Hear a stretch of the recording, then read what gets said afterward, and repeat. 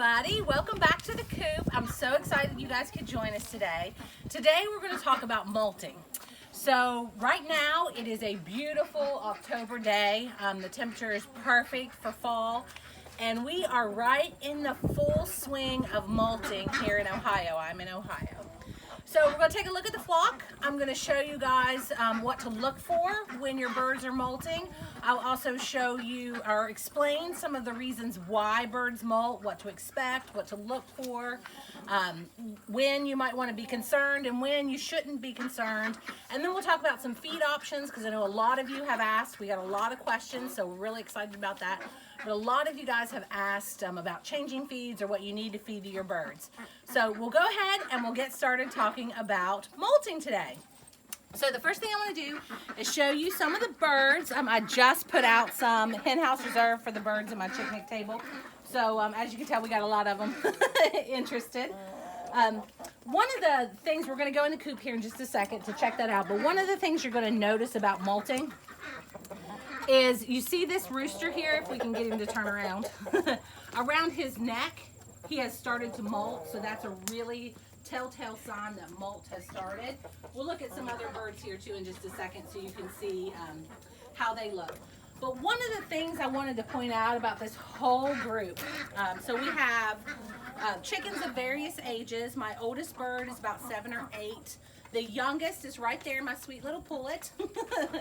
She came from one of my broody hens this year, so she's only just a couple of months old. But they vary all through 7, 8 years old to just hatched this year.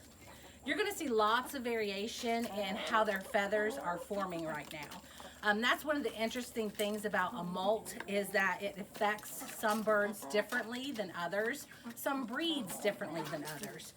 So the birds in general look pretty good. I mean, I think they look pretty good. So if you were to just look at these birds, you might not know or really notice that a molt is happening. But if you look in their coop, you're going to know something's going on. So come this way and I'll show you.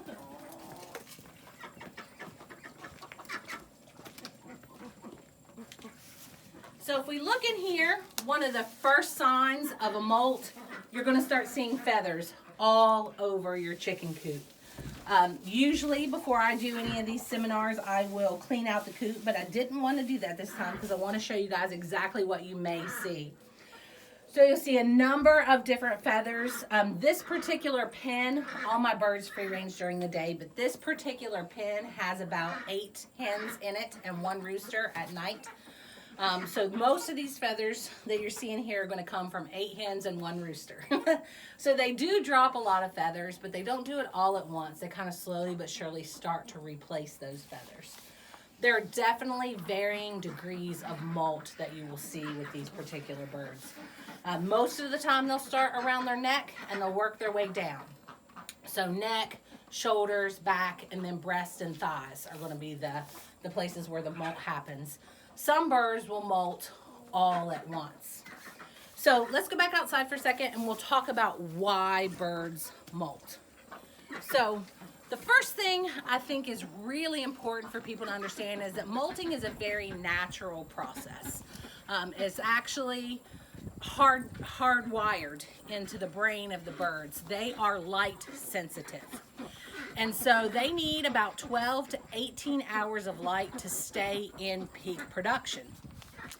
When that light, that daylight decreases, which happens in the fall, of course, our daylight starts to decrease, they are signaled to start molting. And there are a number of reasons why birds will molt and a number of things that happen when they do molt. So the first we're going to talk about is egg production, because most of us who have backyard birds have those birds because we're interested in egg production.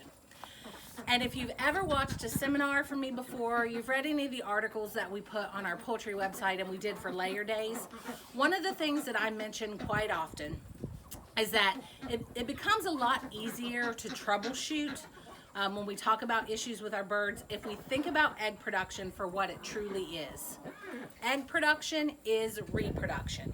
Producing eggs, the whole purpose of that, as far as the chicken is concerned, is reproduction. You know, it's great that we get to collect those eggs and have breakfast, but egg production is reproduction. And if we start thinking about egg production as reproduction, then a lot of the things that happen to those birds make a whole lot of sense. So molting is one of those things where if we think about egg production as reproduction, it just makes a whole lot of sense. So if you think about birds and how they were designed as the season wanes. So in the spring and the summer, of course, we have the most number of eggs, correct? So spring and summer is when egg production is at its highest for our birds. And the reason for that is because there are plenty of food sources. The temperature is perfect for those baby chicks. So if she's going to sit on those eggs and actually hatch baby chicks, the temperature is perfect once those chicks hatch for those birds to thrive. They can get under the mama when it gets cooler, but it's warm enough during the day. They can get out, peck around, and eat. So the temperature is perfect for that. Breeding season is in full swing.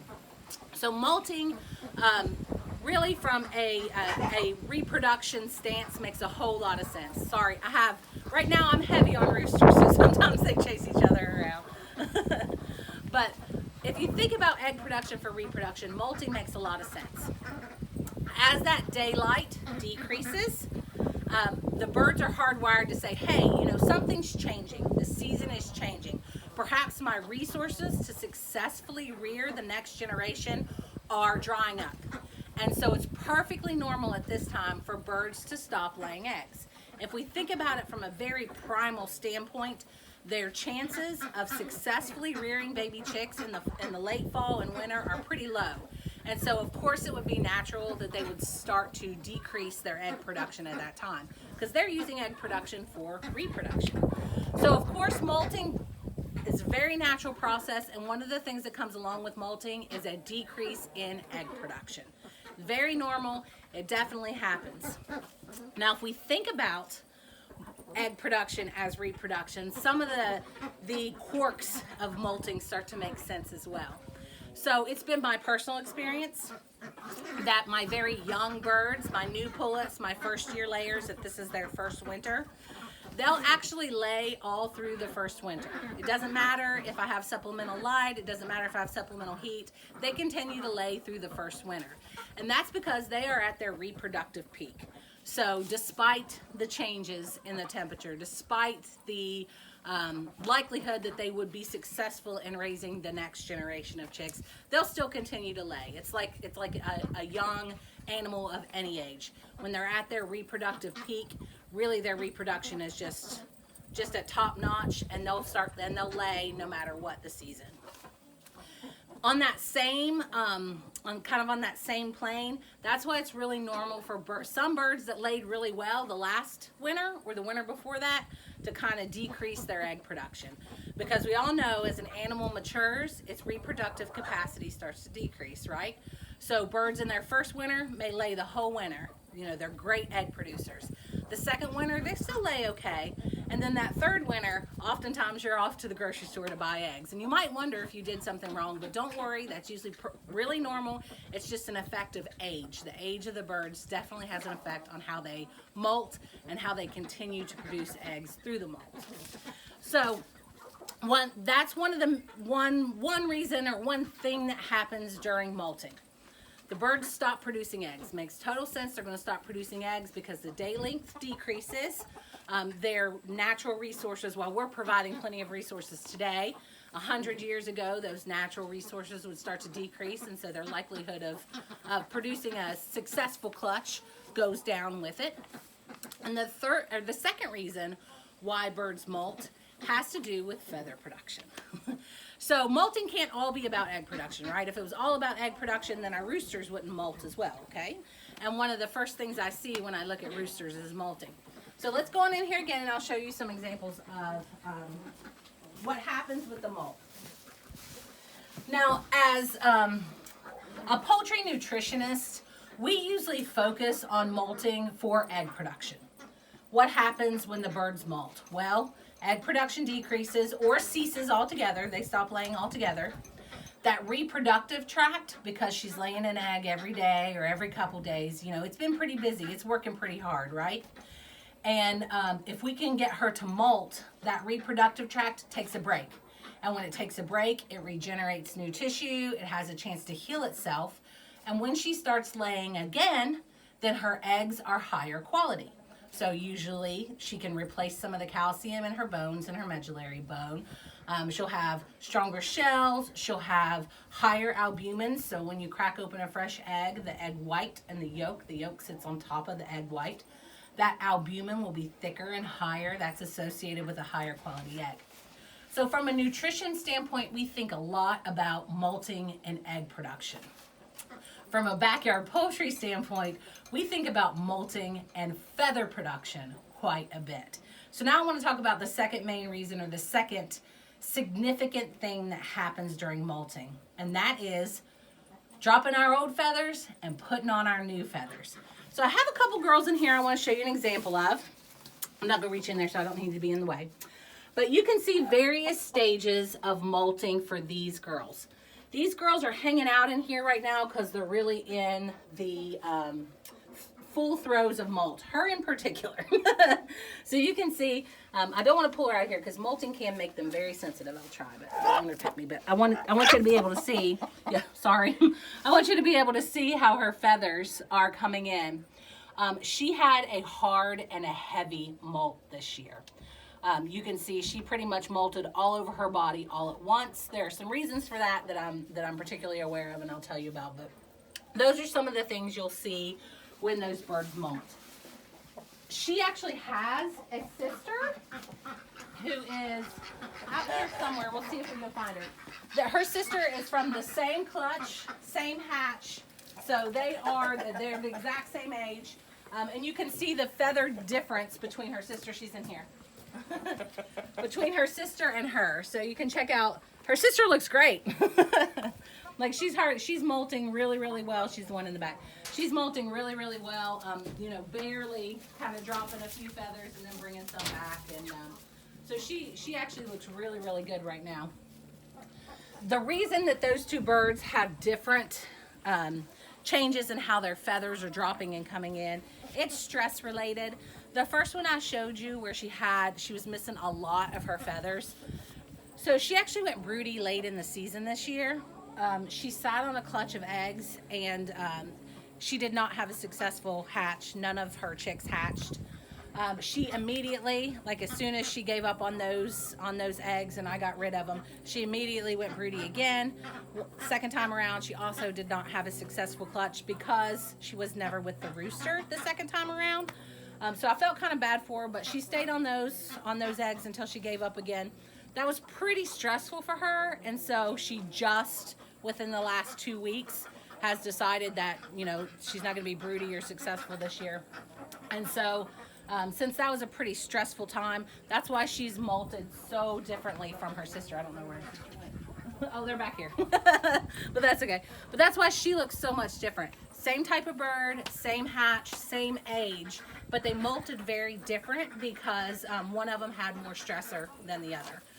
And you will see that in the flocks. You'll see variations in how they molt based on breed, based on the particular bird, based on their resources. Are they stressed? Is the rooster after them a lot? Did they have something particularly stressful happen to them, like the unsuccessful clutch? So that's one of the reasons why you might see variations or differences in how your birds are molting. So I do want to make sure that we talk about feather production and why molting is important for feather production. So this is my favorite time of year. I love the fall. I just love the weather. I love the leaves changing on the trees. I love the comfort food. I mean, as soon as the temperature starts to drop, I get my crock pot out and it pretty much stays out all the time. I love this time of year. And what I'm doing is I'm preparing for the cooler season. I'll get my comfy warm blankets out of storage. I'll get those out on the back of the couch. I'm ready to hunker down and get cozy for the winter. And when our birds molt, they are really doing that exact same thing. They are preparing for the winter. So when they're dropping their old feathers and they're regrowing new feathers. Their old feathers, they've had them for most of the spring and the summer. They've done a great job, but they are getting a little bit worn out. And so they'll drop those feathers. They'll generate new, healthy, more rigid feathers, and that helps them make it through the winter months. Now the reason for that is when the feathers come out of the skin of the birds, they are, by the time they're fully formed, they're about 90% keratin, which is the same stuff our fingernails are made out of. They also have a lot of amino acids in them called methionine and cysteine. Those are sulfur-containing amino acids. And if you look at a feed tag, you're going to see methionine as one of the amino acids that's on a feed tag. Amino acids are building blocks of protein. So our protein peptide bonds, our protein bonds, are made up of different amino acids. The sulfur-containing amino acids are kind of cool because they'll bond together and they'll build bridges. And those bridges are like a bridge that a car would drive on. It's very rigid, it's very sturdy. And if those feathers are new and rigid and sturdy, that helps keep the birds warm. And it does that because birds stay warm by getting up on their roosts, fluffing up their feathers, and then trapping air underneath their fluffed up feathers. So if their feathers are new, healthy, good, and rigid, they can really stack them well, and then they can trap air underneath there. And then they heat up that air with their body heat. And that's how they stay nice and warm during the winter. It's similar to the way a blanket works. So we get out our warm blankets in the winter, we put them over our bodies, we trap and heat air under that blanket. The chickens do the same thing with their feathers. Fluff up those feathers, trap air underneath there, and that keeps those birds nice and warm for the winter. So it's a really important reason why birds molt. They can drop off some of their old or their more worn out feathers. They can generate new feathers, and in the process of that, it helps them stay warm and nice and cozy through the fall months. So right now we'll walk around. I'll show you. I have varying degrees of molting in my birds, some really, really great examples, and we'll walk around and see now. So these girls are good examples. You can see her feathers are coming in nicely on her back, her tail feather. Usually the tail feather is kind of the last that'll start to come in. So she's molting in various degrees. Some of them actually look really good. They hardly look like they molted at all, but they did. I saw, you know, in small little sections. This is my oldest bird in the flock. She is my, I don't want to say I have a favorite, but she's one of my favorites. So every day I come, when I open the door and I let him out, she waits for me to get her down off the roost. I always think it's because it's kind of hard for her to jump now since she's elderly. But I get her down every day off of the roost. Here's one where she's molting around her feathers. So some of these production red birds like her, they never really looked great all spring or summer because they're really high egg producers. But you can see where she is molting around her wings. You can see those new feathers coming in. So she's really getting there. My ducks are all young. They're not really doing too much. This is their first winter, so they're all doing well. They all look really, really good right now.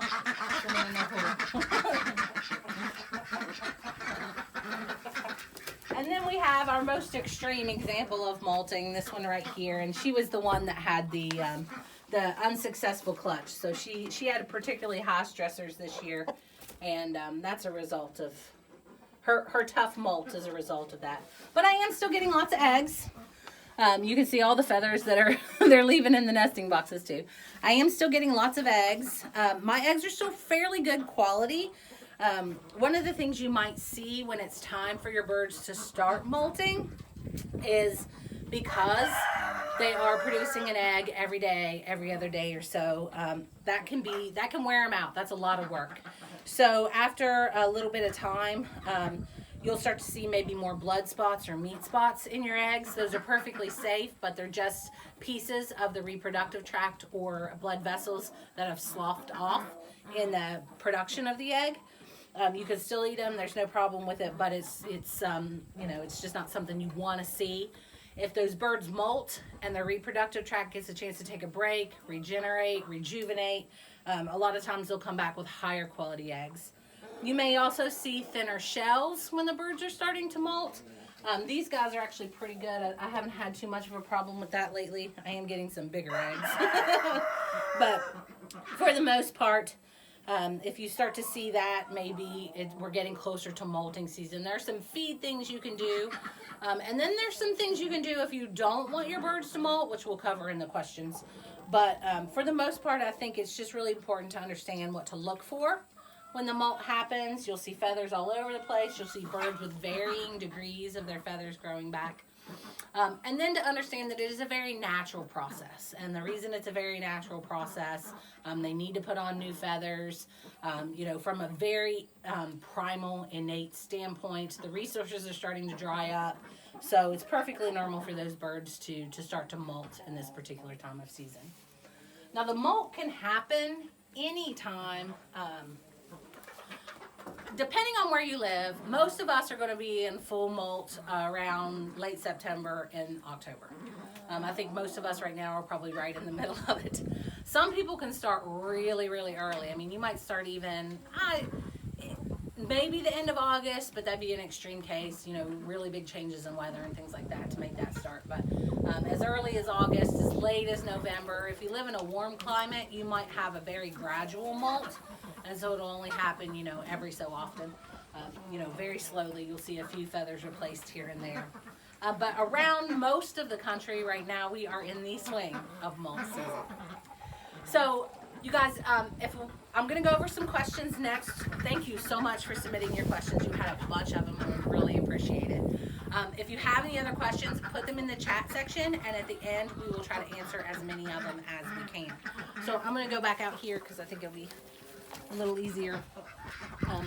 One of the reasons why that hen didn't want me to touch her is molting does make them very sensitive. So if you're the type of poultry keeper who likes to handle your birds a lot, if they're right in the middle of the molt, they might be resistant to that because it is very sensitive. I'm not sure if it's painful, but I would venture on the side of, yeah, maybe it is a little painful because they really don't want you to touch them or handle them a lot when they're in the middle of the molt. And one of the reasons for that is how sensitive it is when those new feathers are starting to come in. So don't be alarmed if all of a sudden your birds seem like they're not as apt to handling as they used to be. It's probably pretty normal when those feathers are coming back in. Okay, so we're going to switch to question section now. If you guys have any questions about what I talked about, put them in the chat. We will definitely answer them. Britt sent in a question asking about preparing for winter and should you put coop heaters in your barns, or in your chicken coops. So one of the things about preparing for winter I think is really important. Of course, we talked about the reason why the birds are going to drop and regenerate feathers is so that they can keep themselves warm in the winter, right? They want these new, rigid, healthy feathers that can trap a lot of air. Birds, if they have the opportunity to acclimate to changing temperatures, do a really good job of acclimating to changing temperatures. So I don't know if you noticed as we were walking around, but I have lots of ventilation in these coops. I have ventilation up top. I have ventilation on the bottom. This used to be a dog kennel, so where the dogs could go outside on the front, we just put hardware cloth down and walled that off, but I could still open the doors and we can get good airflow, good circulation. Right now, it's getting about 70 degrees during the day and it's getting in the 40s at night. I'm still leaving all of my coop doors and ventilation open. I leave it open all night long. The reason I'm doing that is I want those birds to have plenty of opportunity to acclimate to the changing temperatures. That's not that cold, 40 degrees, of course they can, and it's the mid 40s, probably 45 to 50, somewhere in there. But they're doing great. Their molt is happening just like it's supposed to, and they're going to have a really good chance to acclimate to this. Once the temperatures start to drop down in the 30 range, I will start closing all of the ventilations at night. And the reason for this is I do want to keep wind and drafts off of the birds so they can keep themselves warm. But one of the really important parts, one of our cats came to visit. She's talking to us. That's Mama Cat.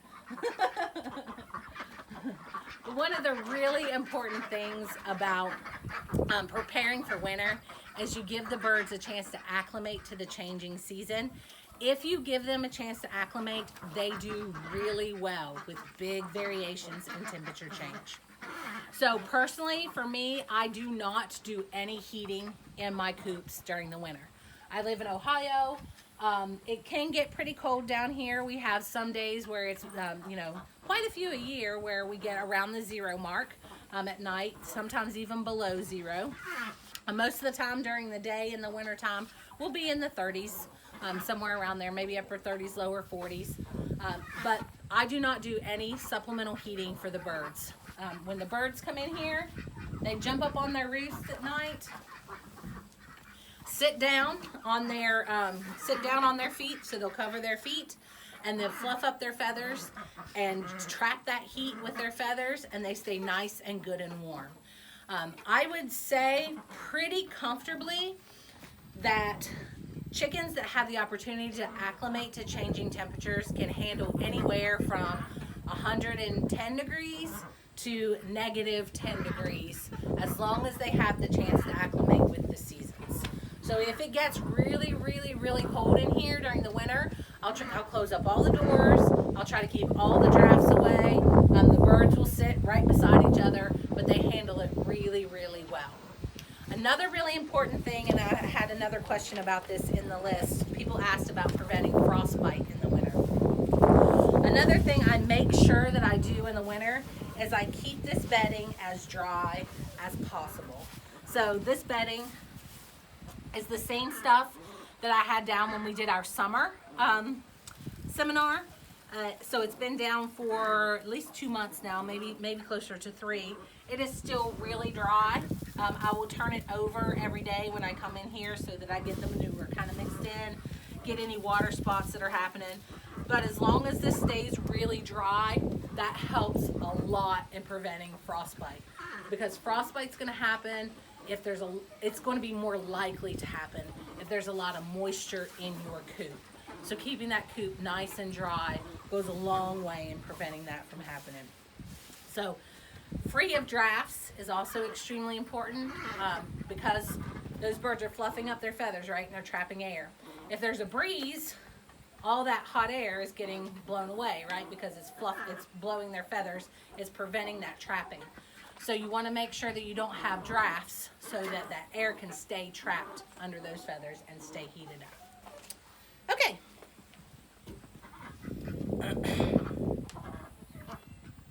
The best way to introduce new and young birds to a flock. Ooh, this is a good question.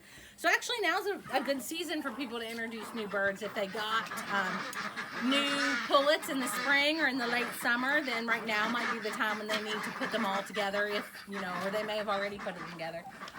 But one of the things I find really, really helpful, look at that cat.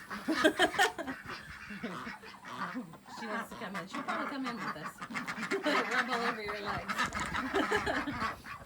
One of the things I find really helpful when I'm introducing one flock to another is if I can raise them separately, and this coop is actually set up really well so that I can do that.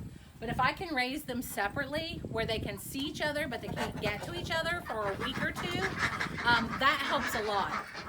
One of the things I'll do is, let's say for example, I'll have my existing flock in this pen, I'll have my new flock in that pen, and I might let them out to free range together during the day. And the first week or so, what's going to happen is the new flock's going to stay together and the old flock's going to stay together. But they'll kind of slowly but surely start getting a little bit closer to each other, and eventually they'll start to commingle. And that's a really gentle way to get the birds to come together as one flock.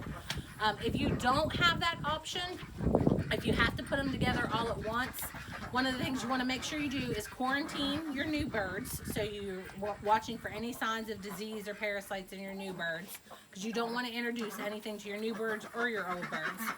So you want to make sure to watch out for that.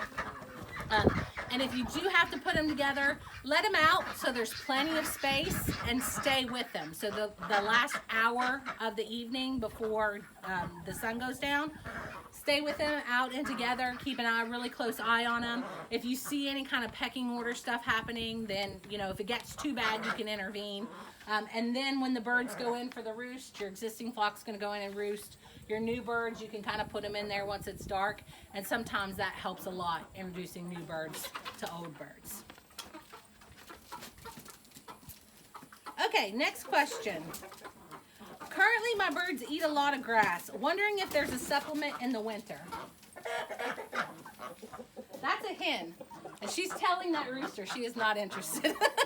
So, the one in the middle, she is not interested. Stop it. So there are some different types of supplements that you can use.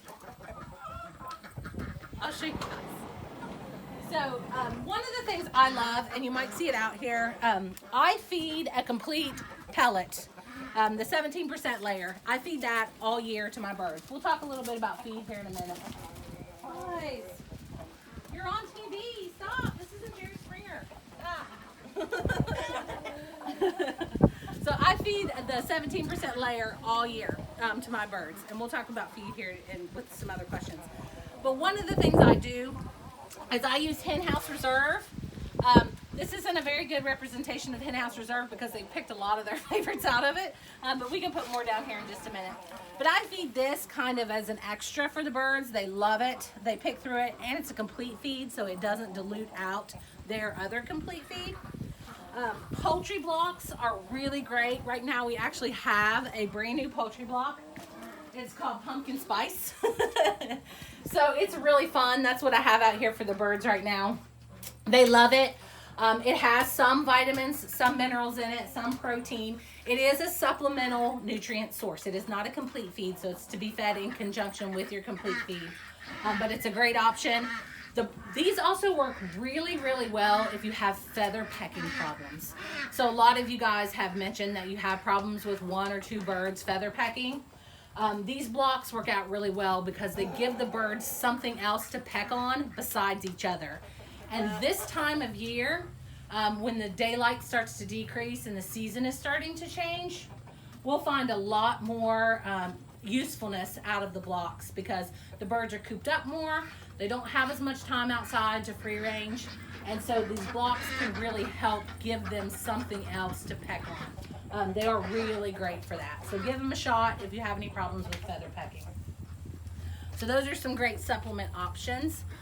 There'll be plenty of bugs and grubs and stuff to eat underneath the leaves, at least until it frosts. So the more free ranging time they have, the better.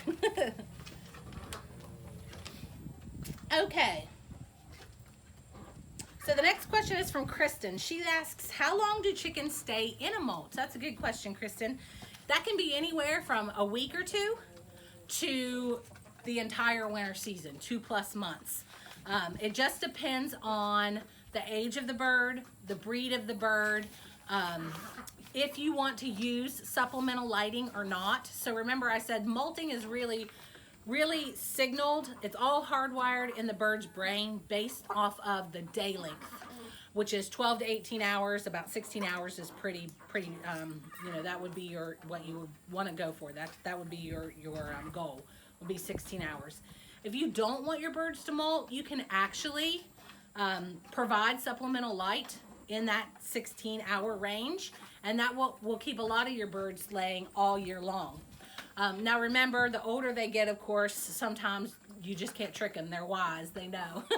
And so they'll molt anyway. But in a lot of cases, you can actually keep your birds in production through the whole winter by providing supplemental light.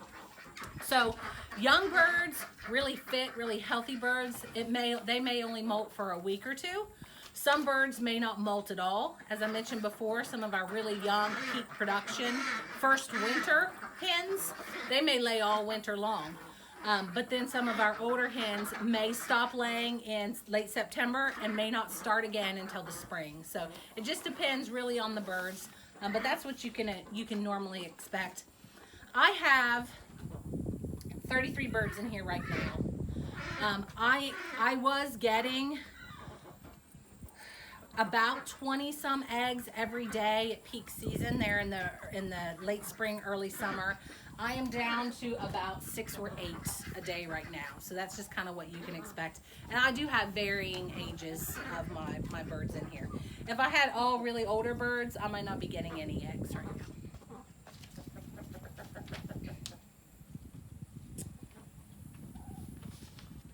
Okay, so we talked about some of the reasons why, or how to stop feather plucking. That can be kind of a hard thing to stop. Giving the birds a block or something else to peck on, giving them plenty of room. When they're cooped up more is when it happens more. So giving them plenty of room to free range helps a lot. And then make sure they have access to a complete feed all of the time. So most poultry feeds you're going to find in the bag, like all of our Kalmbach feeds, if it says complete feed, these feeds are formulated to be fed ad libitum. And ad libitum means they have feed available to them all the time. They can eat whenever they want. That helps a lot. It's become kind of common, especially the more folks think of their poultry as pets, to feed in meals, like you would feed your dogs or your cats. You feed them in meals. But poultry feeds are actually designed to be fed ad libitum. So there's feed available all the time for those birds. So if you're not doing that, if you are perhaps using meals, you might want to consider trying to come up with a method where you can provide that feed ad libitum all the time. Okay, the next question comes from Anne. She says, I have one hen that is losing her feathers. She looks really bad. I'm not sure what to do for her. So losing her feathers, of course, is probably a natural molt. Some of them can look really bad. We saw our poor little girl in there. She looked pretty bad. But her feathers are coming in nicely, and it won't be very long at all before she will look just like her sister. She'll be back to beautiful. And what to do for them really depends on how comfortable you are. I let molts happen naturally. I keep feed available for the birds all the time. They're still free ranging, of course. We have some blocks out right now because the day length is decreasing. But for the most part, I just let molts naturally happen. I don't do any supplemental lights or anything like that. Some of the things you can do to help the birds, make sure they have plenty of space. No one's picking on them or anything. You saw she had a nice little spot there in the nesting box all by herself. We also have feed options that can help the birds through the molt.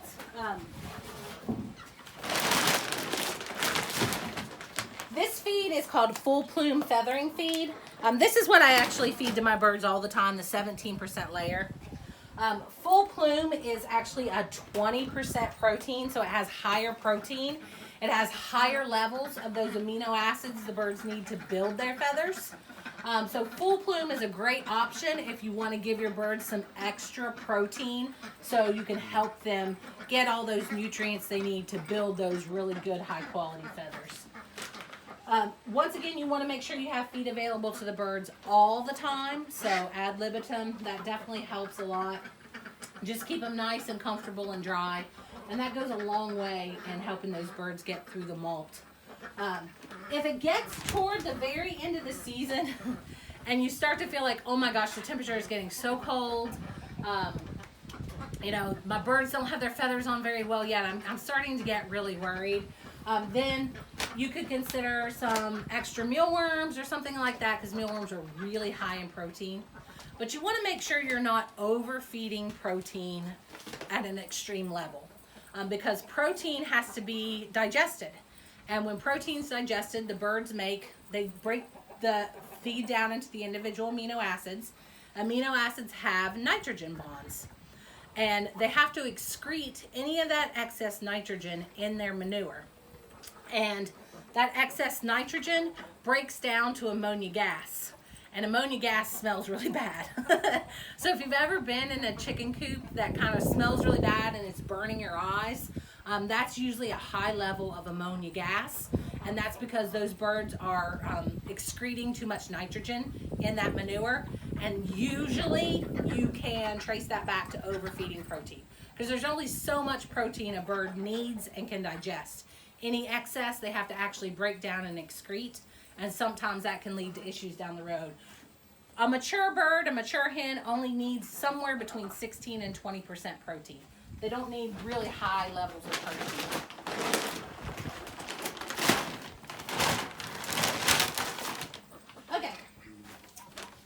So let's see.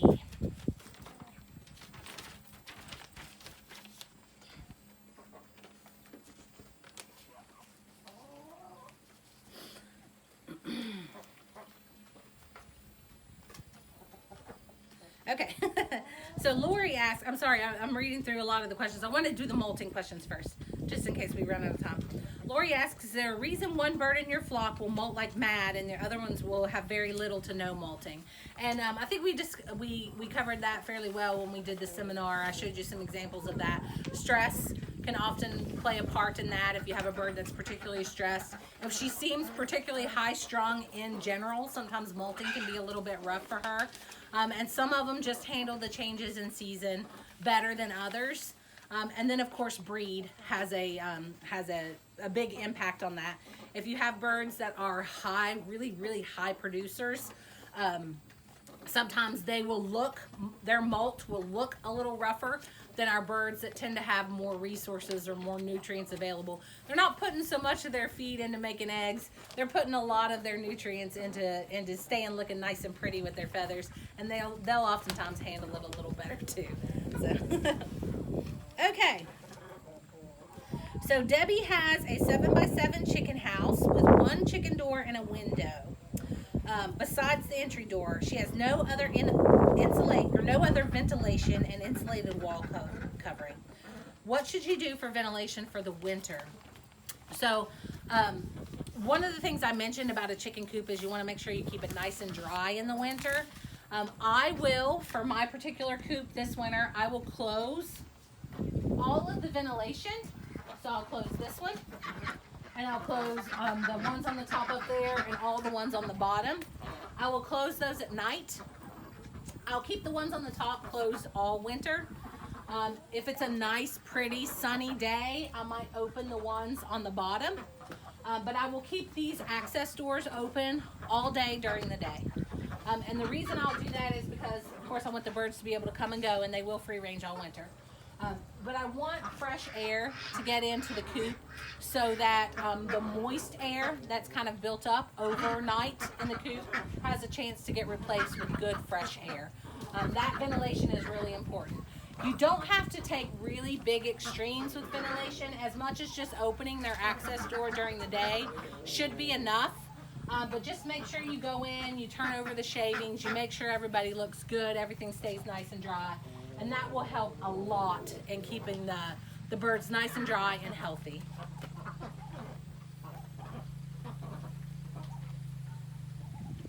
Okay, so Tara asks, what feed or treatment plan would be best to use on hens that have no back feathers due to consistent rides from roosters?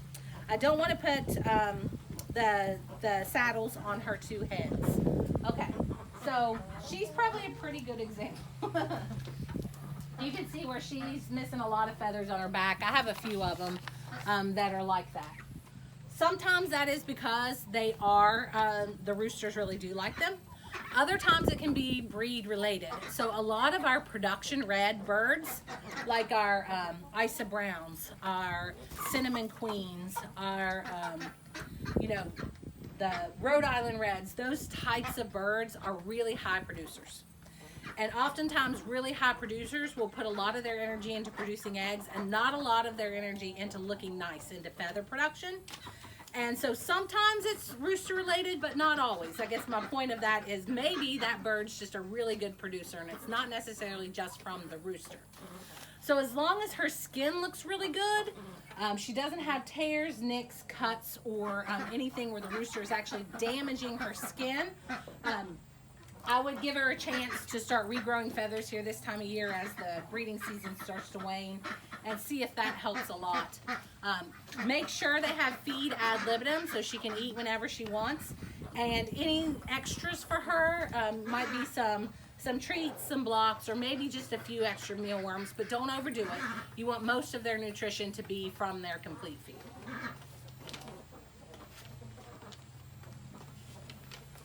Okay, so Debbie asks, what is a good ratio of roosters to hens?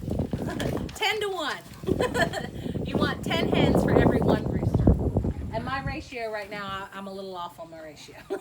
They're still doing pretty good, but I had a broody hen who hatched a clutch of 3 chicks. She had 5 eggs that she was sitting on. She hatched 3. All 3 happen to be roosters. You know, that'd be my luck. So right now I'm a little heavy on roosters, but I'm going to add some new hens to the flock here soon, and hopefully I purchased all pullets, so hopefully they will turn out to be all pullets. But right now you want about a 10 hen to 1 rooster ratio. Okay, so Jennifer asks, why would my 2 young Easter egger pullets stop laying eggs all of a sudden for 2 weeks when they've been laying almost every day since the end of July? So when I read that and she says 2 young Easter eggers, my first thought is this an 18-month molt? So a lot of birds will actually molt when they hit 18 months, no matter what the season is, sometimes right in the middle of summertime. And that's just because they've hit this maturity level, all of a sudden they'll molt, and then they'll come back into production really fast because they're in peak season. So that's possible, maybe what had happened. The second reason might be that it's a traditional molt. So right now it's the peak season for molt to happen. Perhaps these birds are molting. They may come back. Easter eggers aren't known for being prolific layers. They are very good layers, but they're not prolific layers, so their molts might take just a little bit longer than, let's say, a single comb white leghorn or a bird along those lines. But they should start laying, if they're very young, pretty soon after the molting season is over. And then you can always add supplemental light if you want to keep them in production. But don't worry too much. If it's just a regular molt, they will lay high quality eggs as soon as the molting season is over, which could be anywhere from later in the fall to the springtime. So it just depends on the bird, the breed, and the age. Okay. So now I'm going to hit just a couple of more questions that aren't molting related, just to make sure we answer all your questions. Once again, please put your questions in the chat. Any we missed, we will definitely come in and try to answer them again. Okay, so David asks, he has hatching chicks with a hen. Are they safe with the rooster in the coop? So the answer to that is probably, but not always. So most of the time, your broody hen or the mama hen is going to protect her chicks very, very well. If she hatched those chicks as part of the original flock, then usually she will integrate them into the flock really with no problem. What I do personally, I try to give my broody hen her own little nursery. So for example, I actually had one in here this year. She was in here. I put her and her eggs in here. She actually hatched them in here by herself. I had some other hens in here until about a week before she hatched her chicks. I kicked those guys out so she would be undisturbed, have plenty of space. I kept her with her babies for about a week, maybe a little more than a week. Sorry about my cows. Somebody just drove by on a 4-wheeler and it made the cows hungry. So I hatched them for the... I kept them in here by themselves for about a week, and then I let her take them out after a week. I opened the door, she took them out. Everybody integrated really, really well. We didn't have any problems. If you have a really crowded coop, it might be a good idea to take her and her chicks to a separate, like a dog kennel or, you know, a big dog crate or something like that, so that she has a little more opportunity to, you know, give them a good week or so of adjusting and acclimating before she tries to introduce them back into with the flock. Most of the time there's no problem, but sometimes, especially if they're crowded, there could be problems. Okay. So Dawn says, in a small flock, is it best to let the broody hatch and raise in the coop with the rest of the flock? And how late in the year can you let a broody hatch? So you can let her in. Just make sure there's plenty of space. Here come the ducks. Just make sure there's plenty of space for them. The more space, the better, because she can take her chicks away if she needs to or feels uncomfortable, and she can bring them back when she needs to. I would say as far as late in the season, your broody hen is much better at deciding when's too late in the season than probably we are. I've seen them hatch you know, pretty late in the fall and still do really well. But the broody hen, as long as she's sitting on her clutch and she's, you know, seems to be keeping the eggs nice and warm, give her a chance, let her try to hatch out those chicks, and usually they'll do fairly well even into the late fall. Because as soon as those babies get their feathers, when they're about 3 weeks, 4 weeks old, they can acclimate they can adjust their own temperature. They're not quite so reliant on the mama bird to make sure that they're warm enough. Okay, we'll do one more question, and then we will take all the questions from the board. Okay. So Betty asks, how can you tell which birds are laying and which are not without watching them? That's really hard to do. So one of the things you can do, of course, you could get different breeds that lay different colors or variations in their eggs. And then if you see, let's say, if you have a hen that lays a white egg and you're seeing a white egg every day, of course you know she's a layer.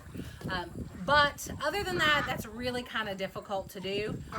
You can try to separate them so you can get eggs from those particular birds, but just without watching the birds, if they're all the same breed, it's almost impossible to know who's laying or not. You can sometimes tell by the feathers, as I mentioned. Our rougher looking birds, she's a great example. Our rougher looking hens are oftentimes our really good producers. These two girls right here. They're oftentimes our really good producers. Birds that have, so actually this is a really good, so our little pullet here, see how yellow her shanks are, her legs? So one of the ways you can judge production too, she's of course a pullet, so she's never laid. She's got a lot of xanthophyll, a lot of yellow color in her legs. The more a bird lays, the more bleached their legs become. So if you see birds that have kind of faded, like real white looking legs, a lot of times those are our good layers as well. So those are just a few things you can do phenotypically to look at the birds to see which ones are your really good layers. So that's it for the questions here. You guys, if you have any extra questions, go ahead and put them in the chat. We'll walk around. I'll just point out some varying degrees of molting for the birds, show you a couple of different feeds. Oh, one of the things I don't want to forget mentioning is that I think I did say it, but I don't change feeds. I do get that question a lot. Do I need to change my feed in the molting season? I don't, because my birds are various ages. Some of them will lay all winter. I stay the course. I feed the same feed all year long. If you have birds that are molting particularly hard, or you're really concerned, or you feel like you need to give them some extra love or some extra nutrition, then like a 20% full plume feathering feed's a really great option. That feed's also a complete feed, so you can feed it all year long if you want really, really beautiful feathers all year long, if you're real feather focused. That's a good feed for that option, but that's just something I wanted to make sure I mentioned about switching feeds. Do you need to do it or should you do it? So let's just look at some of these. Like you can hardly tell, she hardly has any feathers that she's molting. So she looks pretty good. This one, we saw the rooster, he's molting right around his neck right now. That can be a little emasculating sometimes, I see, for the roosters. They tend to calm down quite a bit when they're in the throes of molt. She's a really good molter, so she's molting around her back. And she started a little bit on her chest. You can see where the feathers around her thighs are looking a little bit scraggly. Those are new feathers coming in, so she's in the latter parts of her molt. He's in the beginning parts of his molt.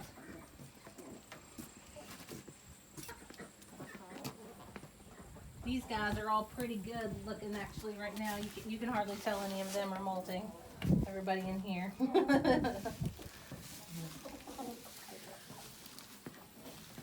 Let's see. She's got some molting around her wings. You can see her new feathers starting to come in. Sorry, girls. The ducks out there are enjoying a squash. So I don't know, I'm sure most of you guys probably feed kitchen scraps and extra vegetables and stuff, but squash and pumpkins this time of year, chickens love those. And I just put that squash out there today for those. I'll put it out for everybody, but the ducks are monopolizing on my farm. Well, that's it, guys. I hope that this seminar helped. I hope you got a lot of great information out of it. And once again, please send your extra questions in the chat. We will make sure that we answer as many of them as we possibly can. And I really appreciate you guys jumping on and watching with us. It was really fun. Thank you.